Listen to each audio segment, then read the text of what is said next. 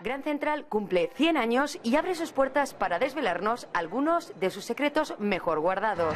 Una de las piezas más originales de la estación es el reloj original de 1913. Según la Casa Christie's, el reloj está valorado entre unos 10 y 20 millones de dólares.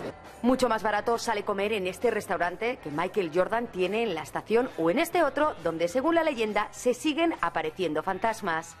Pero si hay un sitio con encanto es esta Galería de los Susurros. La diseñó un arquitecto español y todavía mucha gente la utiliza para pedir matrimonio. Gracias a la curvatura que tiene la bóveda, eso le confiere unas propiedades acústicas.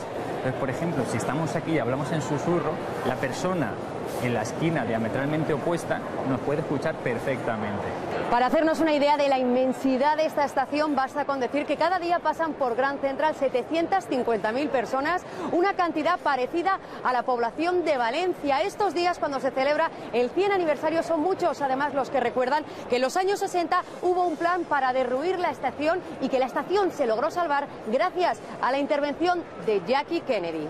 Una estación con mucha historia que 100 años después sigue siendo el centro y el alma de Nueva York.